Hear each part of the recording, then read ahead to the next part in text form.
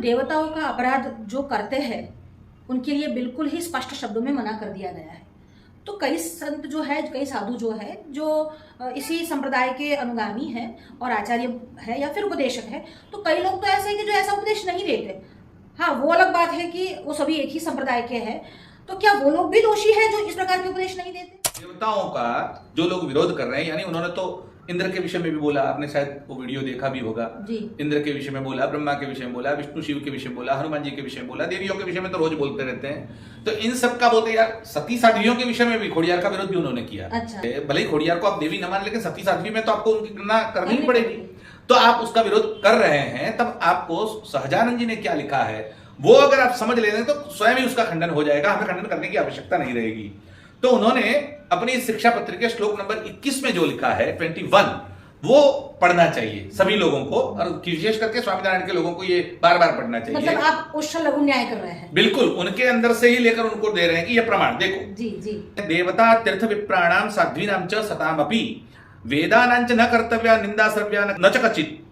जो इतने इतने देवता, तीर्थ, विप्र यानी ब्राह्मण, साध्वीनाम सती साध्वी स्त्री, और सतामपि वेदानांच न कर्तव्य, और वेदों की जो निंदा करते हो उनकी निंदा न तो कभी करनी है और न कभी सुननी है।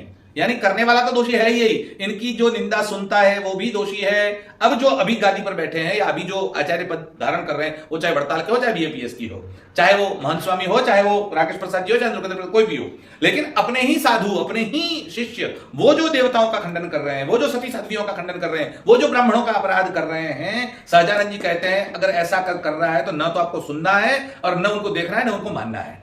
मतलब ये जो कर रहे हैं उसको मानने के सहजानंद ही मना कर रहे हैं कि आप इनको मत माने, और फिर भी ये लोग इसी बात को, वितंडावाद को खड़ा कर रहे हैं। हमारे यहां तो यहां तक की आया है कि ब्रह्म हत्या, सुरापानम, स्तेयम, गुरुवांगनागमः, जो महापाप कहे गए हैं उसमें ये 4 तो महापाप है। यानी ब्रह्म हत्या है, दारू पीना, सुरापान है, स्तेय मतलब चोरी, सुवर्ण चोरी है, और गुरुवांगनागमः गुरु पत्नी के साथ समागम करना, विचार करना। लेकिन 5वां जो महापाप है कौन सा है? इन 4 के साथ 1 साल तक रहना, वो भी 5वां महापाप है। मतलब संसर्ग दोष है। जी, जी। तो ऐसे लोग अगर कोई वेदों की निंदा करता है, ब्राह्मणों की निंदा करता है, देवों की निंदा करता है, तीर्थों की निंदा करता है, उनके साथ संसर्ग करने वाला भी अपराधी है।